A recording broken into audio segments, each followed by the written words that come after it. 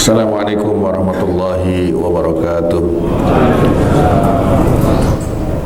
Alhamdulillah alladzi anzala ala abdihi alkitaba wa lam yaj'al lahu iwaja qayyiman liyundhira ba'san shadidan min ladun wa yubashshiral mu'minina alladhina ya'maluna as-salihati anna lahum ajran hasana makithina fihi abada. Allahumma salli wa sallim ala nabiyyina wa habibina wa syafi'ina Muhammad wa huwa an-nabiyyu al-mustafa wa ala alihi wa ashabihi ahli sidqi wal wafa, amma ba'du. Hadirin sekalian, kaum muslimin wal muslimat jamaah ta'lim subuh Masjid Jami' Al-Muhajirin, semoga kita yang berada di tempat yang mulia ini selalu dirahmati, diberkahi dan dicintai Allah Subhanahu wa taala. Alhamdulillah, puji syukur kita hanya kepada Allah Subhanahu wa taala. Wabil khusus di pagi ini kita masih dibangunkan dalam keadaan sehat walafiat, tetap semangat dalam beribadah kepada Allah Subhanahu wa taala. Setelah kita salat subuh, kemudian dilanjutkan dengan talabul ilmi, tafaqquh fid din. Semoga apa yang kita lakukan dari kebaikan diterima oleh Allah Subhanahu wa taala. Selawat dan salam tak lupa kita sampaikan kepada kekasih Allah Nabi kita Muhammad sallallahu alaihi wasallam, kepada keluarga, para sahabat, keturunan dan juga pengikut beliau. Mudah-mudahan kita mendapatkan syafaatnya di hari kiamat nanti. Kita lanjutkan kajian kitab Riyadhus Shalihin. Kita berada pada bab tentang ucapan salam, ya. Nah, ini sangat penting, sebab salam ini tidak bisa disamakan dengan ucapan-ucapan lain di dalam agama dunia. Ya, termasuk di Indonesia ini ada 5 agama yang diakui, masing-masing punya ucapan salam, ya. Ada yang mengucapkan salam sejahtera bagi kita semua, ya. Ini untuk agama Kristen, ya. Ada lagi salam Om Swasti Yastu, ya. Ini agama apa? Om Santi Santi, agama Hindu, ya. Ada lagi yang salamnya itu Namo Buddhaya, itu agama Buddha. Kalau Shalom, agama Yahudi, Yahudi. Makanya nggak diucapkan, mestinya di Indonesia nggak ada Yahudi, ya. Kemudian ada lagi salam kebajikan. Ini bagi pengikut agama Konghucu di Indonesia. Nah, Islam, Allah yang memberikan hal itu, tahiyatan mubarakatan min indillah, sebuah ungkapan dalam bentuk doa dan penghormatan yang kemudian dikuatkan oleh Rasulullah dalam hadis-hadisnya. Tahiyatan mubarakatan min indillah, tahiyata ahlil jannah. Salam ini ucapan selamat kepada sesama penduduk surga nantinya, ya. Jadi kita akan banyak mengucapkan salam di dalam surga nanti. Ini kelanjutan daripada bab sebelumnya. Disunahkan bagi yang memulai salam dengan ucapan Assalamualaikum warahmatullahi wabarakatuh. Ini yang paling lengkap, ya. Dengan menggunakan kata ganti jamak, ya. Jadi kata gantinya dhamir itu jamak, ai antum. Sekalipun salam tersebut diucapkan hanya kepada seorang muslim ataupun seorang muslimah wanita, ya. Jadi tetap jangan diganti-ganti, Pak. Ucapannya, Pak, Assalamualaikum warahmatullahi wabarakatuh, kepada siapapun, ya. Nggak usah diganti, umpamanya kalau dia sendirian Assalamualaika, ya. Kalau laki-laki, kalau perempuan Assalamualaiki, itu nggak usah, kata Nabi. Jadi semuanya sama, Assalamualaikum. Adapun jawaban salam harus menggunakan huruf atop, yaitu kata sambung, waw. Waalaikumsalam warahmatullahi wabarakatuh. Jadi waw ini penting. Kalau ada yang membuangnya, ini salah. Contoh gini, assalamualaikum, ya, waalaikumsalam, itu salah Pak. Jadi waw ini penting. Waalaikumsalam warahmatullahi wabarakatuh. Jangan sampai dibuang ini wawnya ini. Hadisnya adalah dalam bab ini, An Imran ibn al-Husain radhiyallahu anhu qala jaa rajulun ila Nabi sallallahu alaihi wasallam faqala assalamu alaikum. Faraddahu alaihi summa jalas. Faqala Nabi sallallahu alaihi wasallam ashrun.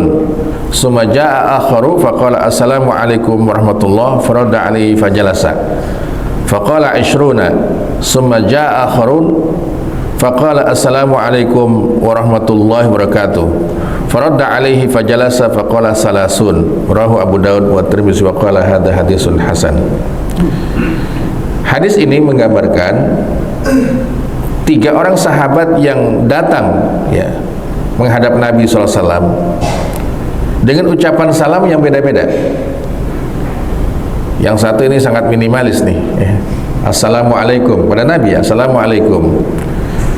Nabi menjawab ya, setelah menjawab beliau duduk, beliau mengatakan ashrun, nilainya 10. Nilai apanya? Pahalanya. Datang lagi sahabat yang kedua ya, agak panjang salamnya itu, assalamualaikum warahmatullah. Nabi jawab dan beliau mengatakan ishruna, pahalanya 20 ya. Datang lagi sahabat yang lain, ini yang ketiga, ngucap salamnya lengkap, assalamualaikum warahmatullah wabarakatuh. Nabi jawab ya, kata Nabi salasun, nilai pahalanya itu 30. Jadi di sini kalau kita lihat muatan hadisnya, bahwa pahala dari ucapan salam berdasarkan ukuran salam yang diucapkannya. Kalau assalamualaikum saja dapat 10 pahalanya Pak ya. Assalamualaikum warahmatullah 20. Kalau lengkap wabarakatuh itu sampai situ mendapatkan pahala 30 ya. Maka kalau bisa ya lengkap Pak mengucapkan salamnya itu ya, kita kena biasa bahasa WA apa ya, ya singkat gitu, SMS ya, SAS ini.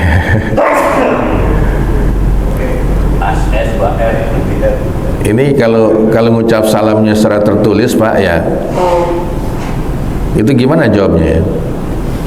Kan nge-WA ya, assalamualaikum, gimana kabarnya, sehat ya Ustaz, mohon kesediaan waktunya untuk ngisi apa gitu, khutbah ya. Kadang Ustaz langsung lihat pesan intinya aja Pak ya, salamnya nggak dijawab gitu. Jadi mengucapkan salam itu sunnah hukumnya, menjawabnya wajib ya. Bisakah kita menjawab salam dalam bentuk tulisan, kemudian kita jawab secara lisan? Bisa. Jadi kewajiban kita menjawab ya, assalamualaikum warahmatullahi wabarakatuh. Ini kan zamannya canggih Pak ya. Kalau ada berita duka kematian, itu kan di grup WA langsung, kalau yang meninggalnya laki-laki, Allahumma firlahu warhamhu wa'afihi wa'fu anhu gitu ya. Ini doa apakah harus kita baca dulu atau langsung copy paste Pak? Harus dibaca dulu. Kalau copy paste berarti yang doa siapa? Ya, HP-nya gitu loh.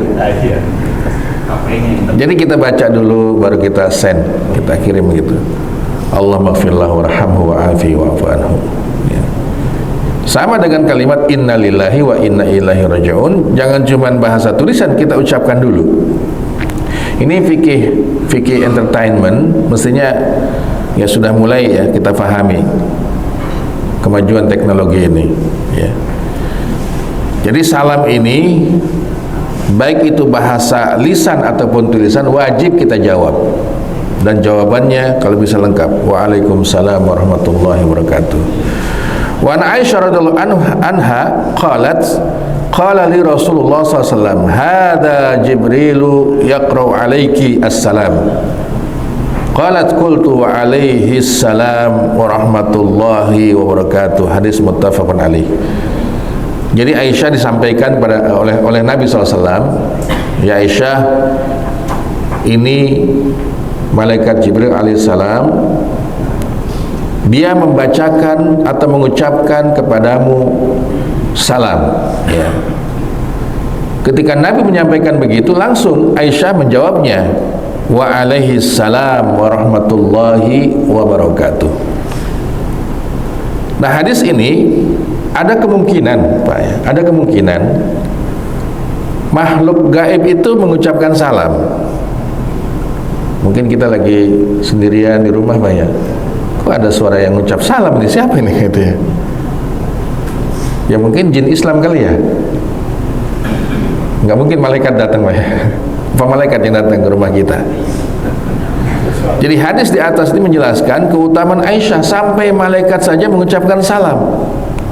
Cuman yang mengetahui Rasulullah, ya, Rasulullah yang tahu. Disampaikan sama Rasulullah kepada Aisyah, Aisyah, tadi Jibril datang mengucapkan salam kepadamu. Langsung dijawab oleh Siti Aisyah itu, ya. Ya, secara keimanan bisa saja, Pak, di zaman kita itu terjadi, ya, sekalipun mungkin senyap-senyap, ya, mengucap salam itu, karena rumah kita bukan cuma kita yang tinggal, ya. Makhluk lain, makhluk gaib juga tinggal di situ. Ya bisa jadi ada jin Islam. Kalau jin Islam kan mengucap salam dia, ya. Tapi kalau setan, nggak ada setan Islam, ya. Dalam surah Al-Kahfi, iblis atau setan itu kan dulu dari komunitas jin asalnya. Kana minal jinni fafasaqa, ya. Kana minal jinni. Iblis, setan itu dulu dari kalangan jin. Ketika dia berbuat fasik, ya, tidak mau sujud kepada Adam, dirubah namanya jadi setan, ya. Jadi masih ada jin Islam itu. Pak Kiai sempat cerita, ya, dia lagi sholat tahajud. Kan kalau sholat tahajud itu bacaannya dijaharkan, Pak, sekalipun kita tidak berjamaah. Ketika beliau mengucap waladhdallin, itu ada yang bilang amin di belakangnya. Dan beliau cerita itu, ya. Jadi itu biasa katanya. Kita nggak usah takut, nggak usah takut, ya. Kalau ibu lagi sholat tahajud pas waladhdallin bilang amin, gimana, Bu? Batal sholatnya? Jangan, ya. Dia termasuk yang ingin ikut sholat bersama kita, ya. Ada kemungkinan seperti itu. Atau jalan di sebuah pemakaman, ya, kok ada ucapan salam ini, dari mana? Ya udah jawab aja langsung, waalaikumsalam warahmatullahi wabarakatuh, ya. Wa an Anas radhiyallahu anhu anna Nabi sallallahu alaihi wasallam kana idza takallama bi kalimatin ahda thalasan hatta tubhama anhu wa idza ata ala qaumin fa sallama alaihim salam alaihim salasan, rawahu al-Bukhari. Jadi Nabi kebiasaannya bila itu menjelaskan sesuatu, ya, diulang sampai 3 kali. Ini contoh, ya. Kita sebagai orang tua membimbing anak, ya, tentang pelajaran sekolah. Ya 3 kali kita ulang lagi, Pak, terus begitu, ya. Insya Allah kalau udah 3 kali itu bisa paham. Dan Nabi selalu begitu menyampaikannya. Apalagi zaman dulu gak ada yang bisa nulis, Pak. Kalau cuma sekali itu susah. Jadi dibacakan 3 kali, ya, dihafal oleh sahabat. Jadi Rasulullah tidak bisa membaca, tidak bisa menulis. Jadi memindahkan ilmunya gimana? Sabdanya itu, ya, dihafal. Maka beliau itu selalu mengulanginya 3 kali. Begitu juga mengucapkan salam. Untuk apa? Untuk mendapatkan, ya, pahala sebanyak-banyaknya. Jadi mau balik ketika mengucapkan salam 3 kali, ya tujuannya mengamalkan hadis ini supaya kita, ya, dapat pahala yang sebanyak-banyaknya. Nah, hadis ini kelembutan Rasulullah SAW kepada para sahabatnya, sehingga dengan penuh kesabaran beliau mengajarkan sahabat dan mengulanginya sebanyak 3 kali, ya. Kemudian boleh mengulangi salam bila jamaah di hadapannya cukup banyak, ya, khawatir nggak sampai ke yang lain. Ya padahal secara hukum kalau sebagian sudah mendengar salam dan menjawabnya udah cukup. Ya sudah cukup. Ya pernah kita bahas sebelumnya kalau di majelis ilmu Pak kayak begini, ada jamaah yang masuk ingin gabung, nggak usah mengucapkan salam. Di sini kita akan menggunakan fikih muwazanah, ya, ditimbang-timbang. Nuntut ilmu begini apa hukumnya Pak? Wajib. Mengucap salam sunnah. Jadi sunnah dikalahkan untuk menghormati yang wajib. Ya, bukan berarti kita menganggap orang itu nggak sopan gitu loh. Masuk nggak ngucapin salam.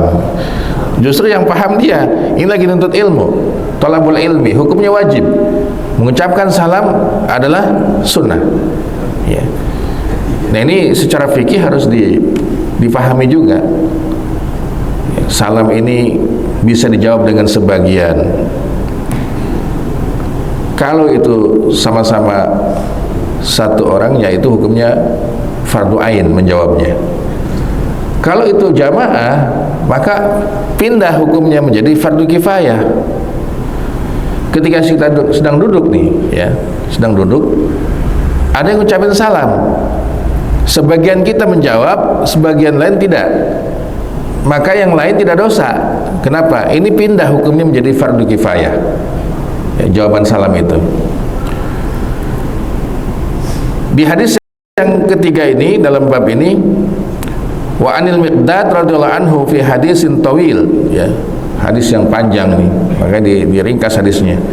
Qala kunna narfa'un nabi lin nabi sallallahu alaihi wasallam nasibahu minal laban faji'u minal lail wa yusallim tasliman la yuqidu na'iman wa ismu yaqdan faja'a nabi sallallahu alaihi wasallam kama kana yusallimu rawahu Muslim. Jadi sahabat ada yang bertugas nyiapin konsumsi.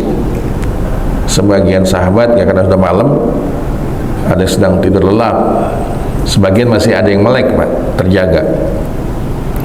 Masuklah sahabat yang bawa hidangan, ya, di sini sebutnya laban, ya, susu, ya. Dia mengucapkan salam sebagaimana salam yang biasa diucapkan. Jadi nggak terlalu tinggi suaranya itu. Untuk apa? Supaya tidak mengganggu orang yang sedang tidur itu, Pak. Ya. Cukuplah yang menjawab itu yang masih melek.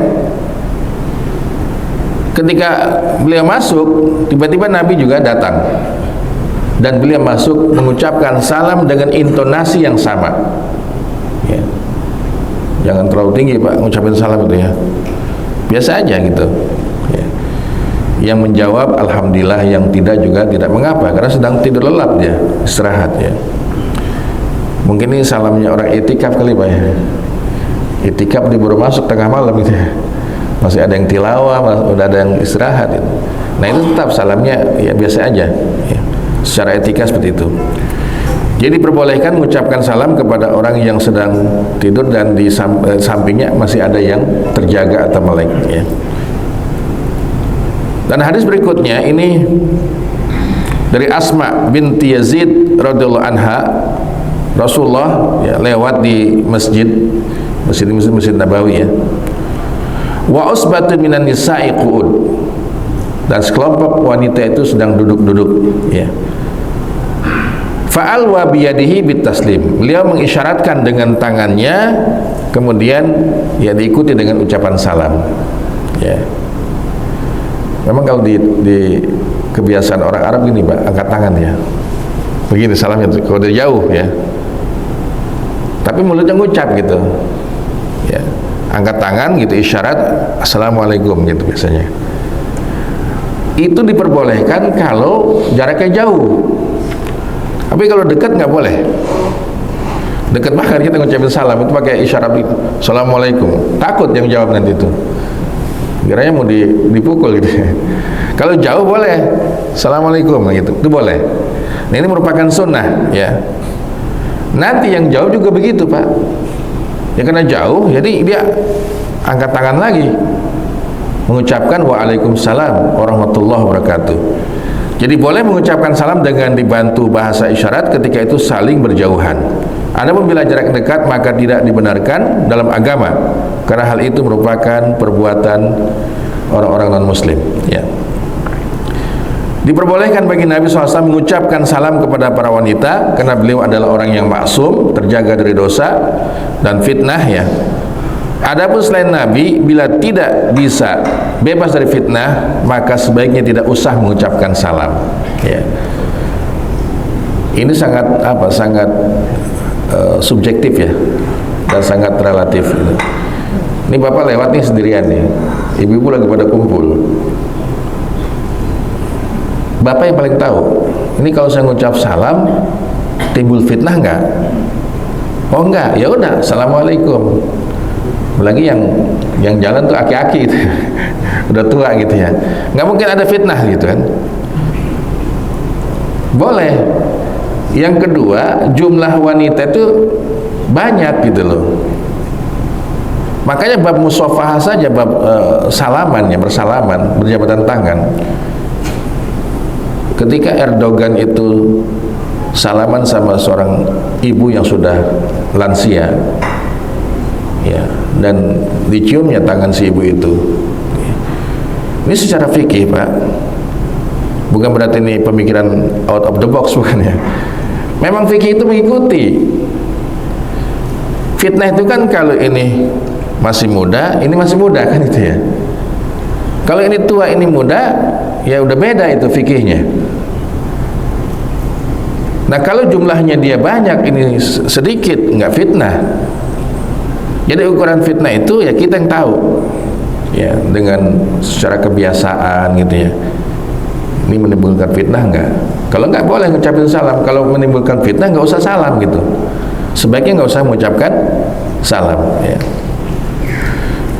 Nah, Rasul melakukan itu, tetapi pada sekelompok wanita sahabiat yang sedang duduk-duduk di samping Masjid Nabawi, ya. Dan ini kesimpulan hukumnya, ya, boleh bagi beliau karena beliau itu memang punya sifat apa? Maksum, terjaga dari kesalahan. Hadis yang berikutnya, di sini kita nggak boleh mengucapkan alaikas salam, sebab alaikas salam ini adalah ucapan untuk yang sudah meninggal dunia. Nah, hati-hati nih Pak, ya. Assalamualaikum, jawabnya alaikas salam, ya. Nah, ini emang saya udah mati kan itu, ya. Kalau masih hidup nggak boleh. Waalaikumsalam, begitu buat ucapannya, ya. Jangan pakai alaika. Makanya ketika tahiyat apa Pak? Assalatu wassalamu alaika ayyuhan nabi, ya kan? Hadisnya begitu. Nabi sudah tidak ada, sudah wafat, ya. Assalamu alaika ayyuhan nabi. Ini hadisnya dalam bacaan tahiyat itu.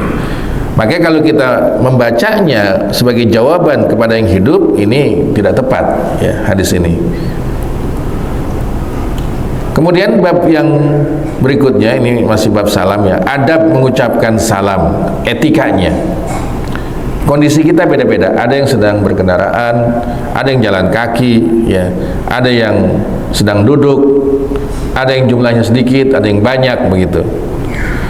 Nah, ini disampaikan dalam hadis ini, yusallimu ar-rakibu 'alal mashi. Jadi yang berada di kendaraan, dialah yang harus mengucapkan salam lebih awal. Ya, al-mubtadi bis salam. Yang berjalan kaki itu tugasnya menjawab, ya.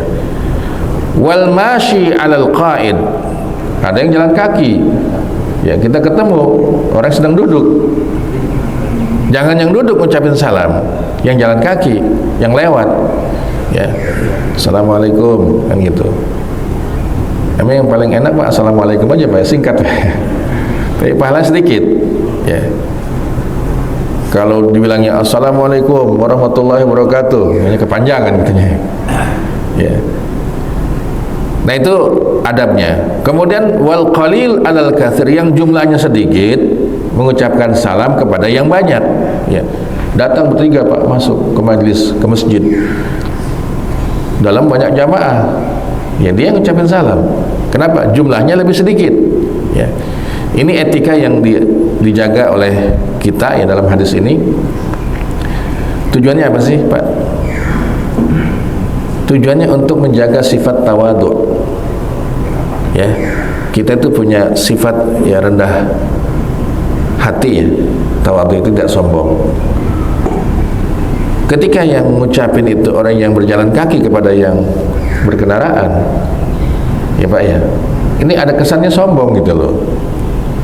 Yang ini nggak mau tawadhu, makanya tawadhu itu sangat penting.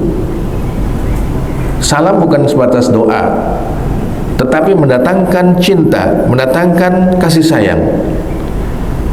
Walladzi nafsu Muhammadin biyadihi la tu'minu hatta ya tusallimu wala tusallimu hatta tahabbu, kata Nabi. Demi Allah, di mana jiwa Muhammad ada pada genggamannya, kalian tidak dianggap beriman sampai kalian mengucapkan salam, dan salam pun tidak ada gunanya sampai dia mendatangkan mahabbah hatta tahabbu ya. Jadi esensi salam ini mendatangkan cinta kasih sayang di antara kita ini. Rasul ketika datang ke Madinah apa Pak pesannya? Untuk disambut dan diterima oleh orang Madinah, Nabi mengajarkan afshus salam bainakum, sebarkan salam di antara kalian.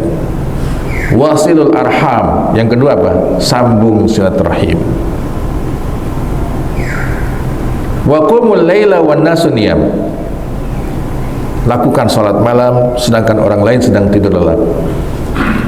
Itulah modal sosial yang dibangun di masyarakat Madinah, al-mujtama' al-madani. Ya, ini harus kita contoh Pak. Di masjid ini juga harus hidup tiga-tiganya ya. Salam, kemudian apa tadi, silaturahim, yang ketiga adalah qiyamul lail wan nasu niyam.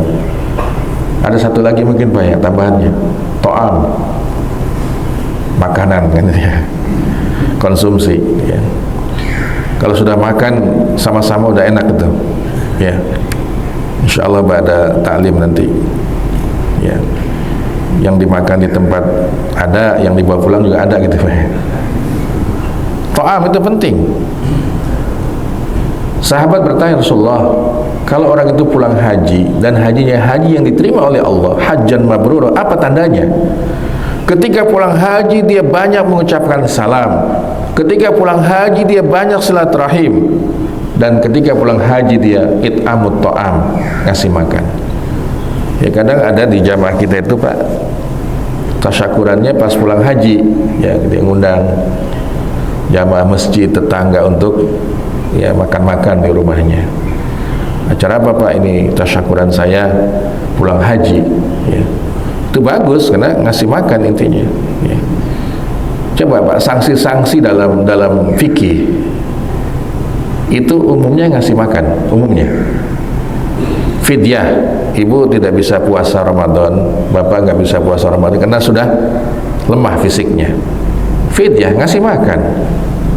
Bersumpah ternyata nggak sesuai dengan ya faktanya, berbohong, kafaratu yamin namanya, ngasih makan lagi ya. Sampai bisnisnya suku Quraisy itu Pak begitu hebatnya, ini berangkat ke negeri Syam, ke Yaman 2 kali aja dalam setahun tuh dagangnya itu, tapi kaya mereka itu, sukses dengan perjalanan dagang itu. Nah kebiasaan ini diabadikan dalam satu surah yang kita insya Allah hafal semua itu, li'ila fi Quraisyin ila fihim rihlatasyita'i was-saif falyabudu rabb hadzal bait. Apa di ujungnya? Alladzi at'amahum min ju' wa amanahum min khauf. Para ulama ahli tafsir mengatakan ini ayat sungguhnya kebutuhan dan hajat yang sangat prinsip dalam kehidupan sosial, termasuk dalam berbangsa ya, bernegara. 2 hal ini sangat penting. Makanya menjelang pilkada Pak, kalau ada calon wali kota itu nggak usah banyak-banyak janjinya. Nih, amalkan surah Quraisy ini di ujung itu. Ciptakan warga kota Bekasi kenyang semuanya. Alladzi at'amahum min ju'. Makan siang terus makan siangnya gratis kan gitu ya. Enggak tahu duitnya dari mana kan gitu. Yang kedua, wa amanahum min khauf. Keamanan sudah, kenyang sama aman. Cukup Pak hidup kita itu. Ya kan? Kalau dilihat kepada zaman keemasan dulu ya, sahabat, the golden age itu luar biasa. Sahabat tidak mengira kalau Umar itu yang tegas, galak ya istilahnya. Ketika jadi khalifah dia menjadi orang yang sangat lembut. Menangis tiba-tiba. Ditanya, "Mayubkika ya Umar? Apa yang membuat engkau menangis?" Jawabannya apa? Pak, bila aku tidak sesuai dengan ketentuan Allah, nggak ada yang berani nanti nasihati saya. Nggak ada yang berani ngasih masukan kepada saya. Kata sahabat, demi Allah kalau engkau melenceng dari syariat Allah, laqawamtuka bisayf, aku akan luruskan dengan pedang. Tersenyum. Menangis lagi. Apa yang membuat kau nangis ya Ibnul Khattab? Ini ada jalan licin. Kalau ada seekor keledai lewat sini terpeleset, pincang, ya, Umar akan ditanya oleh Allah ini jalan segera diperbaiki. Jangan sampai ada keledai yang terperosok di sini. Ya. Maka ketika jadi khalifah dia selalu keliling setiap saat Pak, keliling Madinah. Ditanya sudah pada makan semuanya. Ditanya itu. Ketemulah di salah satu sudut Madinah itu seorang ibu yang sedang masak. Anaknya nangis saja itu. Nangis ya. Ditanya kenapa anakmu nangis nih? Ya dia belum makan. Terus yang kamu masak apa? Batu. Batu Pak. Batu direbus. Untuk apa? Ya untuk menenangkan hatinya sesaat. Nanti diam dia nangis lagi. Lantas beliau mengatakan, ibu tahu Khalifah Umar bin Khattab? Ya saya tahu dia sebagai pemimpin kami. Bagaimana dia itu? Dia adalah pemimpin yang zalim. Lihat Pak. Padahal yang nanya siapa? Umar bin Khattab. Dia adalah pemimpin yang zalim. Dia nggak peduli dengan nasib rakyatnya ini yang kelaparan begini. Langsung pergi Pak ke Baitul Mal. Dia bawa gandum itu dipanggulnya oleh khalifah. Ya. Kata ajudannya, ya Amirul Mukminin udah saya yang bawa. Kata beliau, kamu mau nggak bawa menanggung dosa saya? Maka agak kalau dosa makan gitu ya. Nggak mau kalau dosa mah, ya udah diam. Dibawa langsung dihantar ke rumahnya. Disiapkan lauknya sampai ya dimasak itu Pak oleh beliau itu Amirul Mukminin. Ya. Setelah selesai masak, anaknya dikasih makan sampai kenyang. Ditanya Pak, akulah Umar bin Khattab, Amirul Mukminin, pemimpin kalian. Bagaimana tentang dia? Berubah Pak jawabannya. Dia adalah pemimpin yang baik dan bijaksana. Jadi penting untuk ngenyangin orang dulu Pak ya. At-ta'am qoblal kalam, kasih makan dulu baru dia diskusi. Ya, makan siang gratis insyaallah Pak ya. Mudah-mudahan terwujud itu. Ya. Kalau enggak ya berarti omon-omon doang gitu ya. Hadis yang berikutnya adalah inna aulan nasi billahi man bada'ahum bisalam. Orang yang paling mulia di sisi Allah yang memulai salam. Kenapa? Sebab dia mengajak orang lain untuk zikrullah, mengingat Allah Subhanahu wa taala. Makanya saya menyimpulkan di sini tahiyatul Islam ini, assalamualaikum ini nggak akan bisa digantikan dengan selamat pagi. Apalagi salam Pancasila ya. Nggak bisa sekalipun ada kata-kata salam Pancasila, nggak bisa. Ini tahiyat min indillah, dari Allah langsung. Ucapannya pun Nabi ya bikin fix dan firm, nggak boleh dirubah lagi. Ya pokoknya apapun keadaannya assalamualaikum aja, nggak usah diganti-ganti. Ya nggak usah diganti-ganti itu. Jadi ketika kita memulai salam, sama saja kita mengajak orang lain untuk zikrullah, mengingat Allah Subhanahu wa ta'ala. Nah, sehingga secara hukum ini ketat nih Pak, salam ini nggak boleh diucapkan kepada yang beda keyakinan, nggak boleh, itu haram mutlak. Makanya fikih ini dibedakan antara fikih kita sebagai rakyat dan fikih pemimpin. Kalau pemimpin ya dia mengayomi semua masyarakatnya dengan agama yang berbeda-beda. Maka sering kita mendengar bupati sambutan itu ya, bupati, wali kota, itu salamnya sampai 5 itu ya. Pertama dia kena muslim, assalamualaikum, terus salam sejahtera bagi kita semua ya, namo buddhaya, shalom. Shalom nggak penting lah karena nggak ada Yahudi di kita itu. Bagi dia boleh karena fikih pemimpin namanya.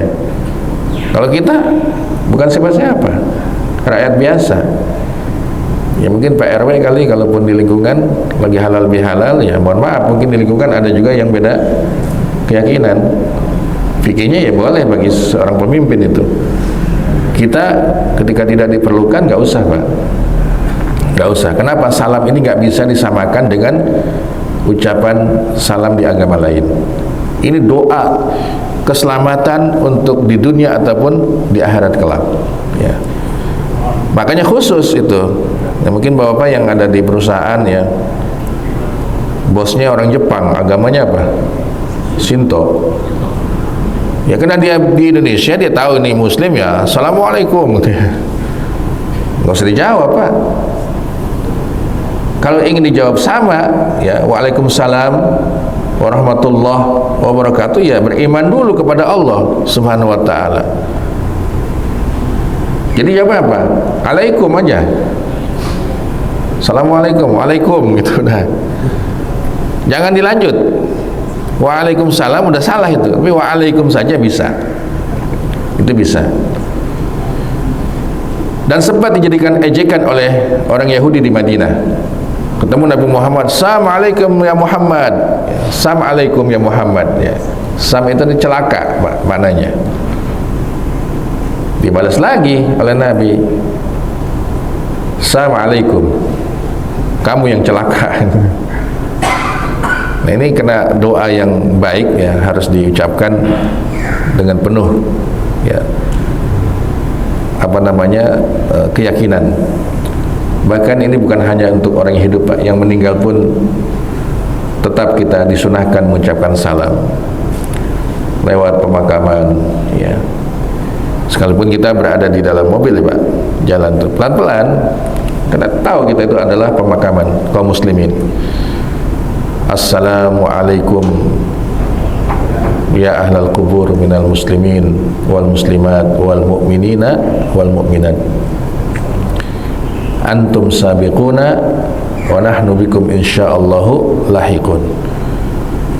Keselamatan untukmu semua wahai penduduk kuburan ya, kalian telah mendahului kami dan kami insyaallah akan nyusul. Nyusul enggak Pak? Kalau enggak ya berarti nanti akan nyusul juga gitu ya.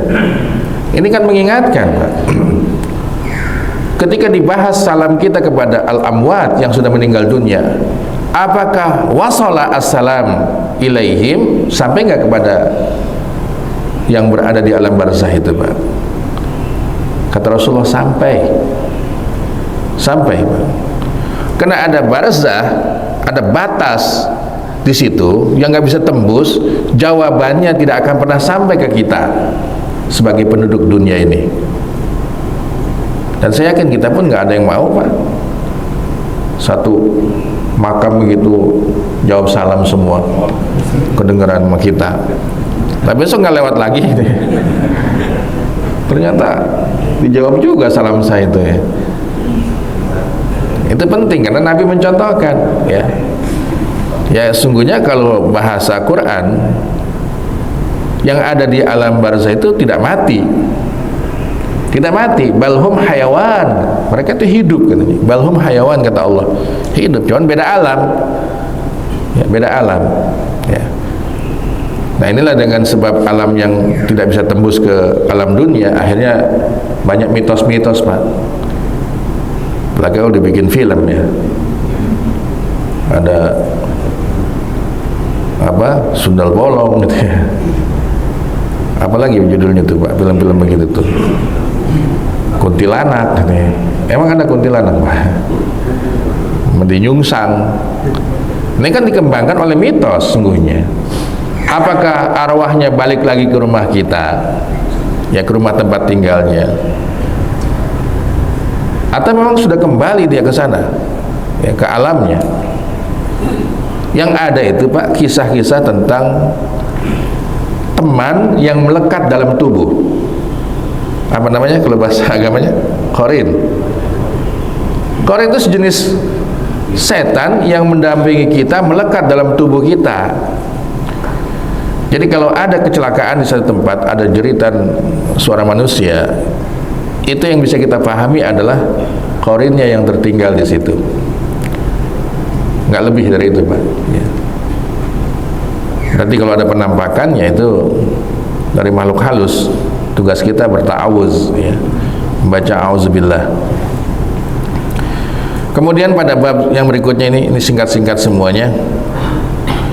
Ada seorang sahabat ya masuk ke dalam Masjid Nabawi, kemudian dia datang pada Nabi, mengucapkan salam, kata Nabi, pergi sana sholat dulu. Pergi sana ya, sholat dulu. Maksudnya apa? Sholat tahiyatul masjid. Tahiyatul masjid Pak. Ini fikihnya begini, kalau kita masuk masjid, ada jamaah di dalam, jangan salaman dulu, jangan. Jadi kita sholat tahiyatul masjid dulu, penghormatan terhadap masjid, ya, baru kita salaman. Ya, kalau salaman kan otomatis ngucapin assalamualaikum Pak. Kenapa? Sebab Allah lebih utama untuk dihormati. Ya. Jangan kita salam baru sholat tahiyatul masjid. Nah gimana kalau sholatnya sholat qobliyah subuh kayak tadi kan? Wah tinggal 4 menit nih, tahiyatul masjid nggak cukup ini. Kan langsung qobliyah Pak ya, langsung qobliyah. Ya tetap sholat dulu gitu, tetap sholat dulu Pak. Baru selesai sholat ada waktu kita ya berjabatan tangan atau musafahah kiri kanan. Nah ini hadisnya. Jadi sangat penting untuk kita pahami ya terkait masalah ini. Jadi mengulang ucapan salam adalah nikmat dari Allah Subhanahu wa taala. Jadi boleh diulang-ulang. Assalamualaikum, jawab salam. Sholli, salat dulu kata Nabi. Ya. Datang lagi, begitu sama. Ya. Suruh salat dulu. Di antara etika seorang guru adalah membuat peserta didiknya penasaran dengan faedah dan ilmu yang akan diajarkannya. Jadi bikin dia itu ya punya keinginan kuat untuk mengetahui ilmu yang akan disampaikan. Kemudian menjelaskan kasih sayang Rasulullah SAW kepada umatnya serta kegigihan beliau untuk mengajarkan dan membimbingnya. Salat tahiyatul masjid harus lebih didahulukan daripada mengucapkan salam kepada seseorang yang ada dalam masjid. Karena hak Allah Subhanahu wa taala harus lebih diutamakan daripada haknya manusia. Nah, tambahan di sini diperintahkan masuk masjid dengan mengerjakan sholat 2 rakaat. Ya, ini kalau masih ada waktu Pak ya, tahiyatul masjid itu. Kemudian tumakninah adalah syarat sahnya sholat. Jadi sahabat itu ya cepat sholatnya itu, nggak ada tumakninahnya. Kemudian tidak semua yang melakukan gerakan sholat mendapatkan ganjaran pahala. Ya kalau gerakannya tidak sesuai dengan tumakninah dan i'tidal, bukan jadi pahala malah. Kemudian boleh mengucapkan salam berulang kali pada orang yang duduk ya, jika ia mendengarnya dan ada pembatas yang menghalangi mereka. Jadi gini Pak, di sini kita, situ ada tembok gitu ya, kelihatan dia juga lagi aktivitas gitu, atau terhalang pohon, boleh itu mengucap salam itu ya. Berulang-ulang. Kenapa? Ya mungkin kagak kedengaran salam kita, diulang lagi ya. Itu pun termasuk amalan yang harus dilakukan ya. Idza laqiya ahadukum akhahu falyusallim alaihi fa in halat bainahuma syajaratun aw jidarun aw hajarun summa laqiyahu falyusallim alaihi. Nah ini termasuk yang boleh mengulang-ulang salam ya, untuk mengumpulkan pahala sebanyak-banyaknya. Dan bab berikutnya mungkin saya jelaskan secara singkat, yaitu tentang orang yang lebih tua kepada anak kecil nih Pak, ya, pada anak kecil lagi main.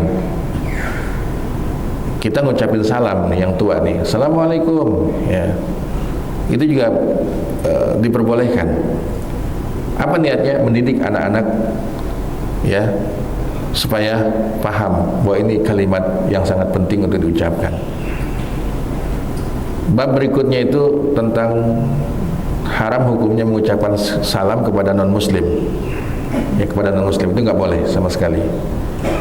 Bahkan kalau kita berpapasan di jalan, jangan kita yang ngalah, dia yang harus kita desak gitu loh, ya.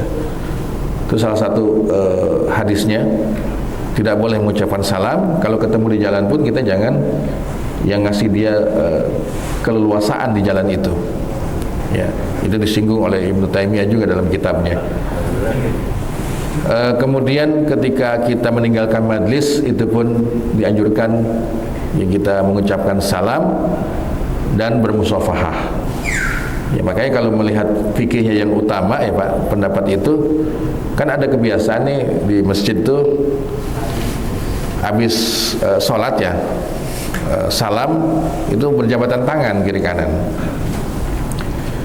Kalau secara hukum fikih boleh. Kenapa? Sholatnya udah selesai.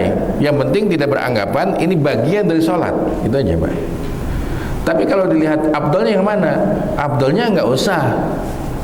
Karena esensi musafahah itu kalau dia ingin pamit, ya mungkin ada kebutuhan mendesak, kegiatan yang tidak bisa tinggalkan, dia mau pulang duluan, meninggalkan majlis. Nah itu salaman, mengucapkan assalamualaikum, ya.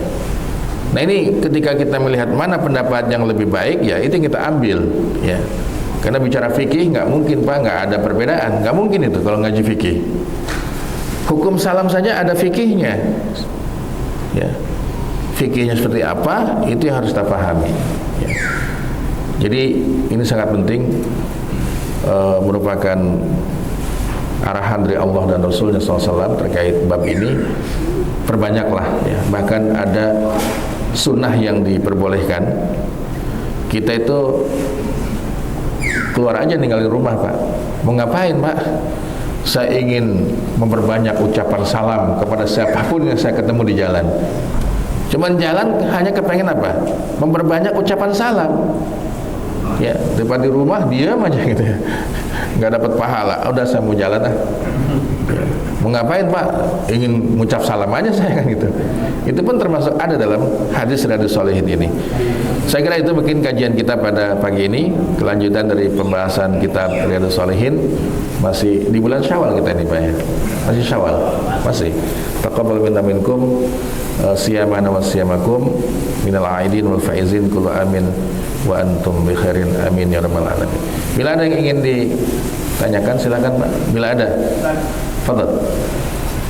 Kalau seandainya kita masuk rumah kosong, itu perlu mengucapkan salam. Iya, oh iya ada yang lupa nih, penting nih Pak. Jazakumullah khairan. Tetap ucapan salam harus dilakukan, termasuk rumah kita nih. Kita tahu rumah kita kunci, nggak ada siapa-siapa, kita masuk. Itu sangat dianjurkan sunnahnya mengucapkan salam. Gimana redaksinya? Assalamu alaina, assalamu alaina wa ala ibadikas salihin. Ya, assalamu alaina wa ala ibadika as-salihin. Masuk rumah kosong juga sama, kosong nggak ada siapa-siapa. Ya, jangan bilang ya apa ya al-jin wa syayatin. Jangan Pak. Ya, langsung aja assalamu alaina wa ala ibadika as-salihin. Bahkan kalau kita sholat nih Pak ya, kita tinggalin nih, ada anak-anak kita di dalam rumah itu bisa kita memulai dengan kata peringatan. Ya bunayya, assalamualaikum warahmatullahi wabarakatuh. Ya bunayya, itu ada hadisnya. Wahai anakku, gitu ya. Kan gitu kalau bahasa kitanya. Assalamualaikum. Itu ada dalam hadisnya. ya. Atau mungkin kalau kita gini, ketemu Pak Haji ya, Assalamualaikum Pak Haji, kan gitu ya. Ditambah ada Pak Hajinya gitu Pak ya, Assalamualaikum Bu Haji, kan gitu ya. Nah mungkin kalau kita lihat konteks hadis ini, itu bisa Pak. Karena di hadisnya apa? Ya bunayya assalamualaikum. Ya bunayya, anak-anaknya ada di rumah, ya bunayya assalamualaikum. Kenapa kalimat ya bunayya ini, wahai anakku? Ya Rasul ingin menanamkan at-tahbib, ya, rasa cinta bahwa ayah itu mencintai anaknya. Maka Quran suka mengulang-ulang itu, ya bunayya la tusyrik billah, ya bunayya. Ya, kata ya bunayya itu memang cukup bagus Pak. Ini pendidikan juga pada anak, yang menanamkan bahwa ada hubungan emosional kita dengan anak kita itu. Jadi sekalipun di rumah kita kosong, apalagi udah yakin ya mudik semua itu, mudik. Nah pas pulang ke sini Pak, kita buka pintu ya memang ada siapa-siapa. Maka salamnya tetap diucapkan tadi itu, assalamu alaina wa ala ibadika as-salihin. Keselamatan untuk kami dan untuk hamba-hambamu ya Allah yang soleh. Itu ucapan salamnya seperti itu. Baik, sekira itu mungkin jawabannya, mudah-mudahan menambah ilmu kita. Kita cukupkan sampai di sini. Mudah-mudahan Allah memberikan keistiqomahan untuk kita semua dalam ketaatan dan saling memaafkan, supaya ya hablum minallah kita itu bisa dilengkapi dengan hablum minan nas. Kita cukupkan, kita tutup dengan doa kafaratul majlis. Subhanaka wa bihamdika asyhadu an la ilaha illa anta astaghfiruka wa atubu ilaik. Wal afa minkum. Wassalamu alaikum warahmatullahi taala wabarakatuh.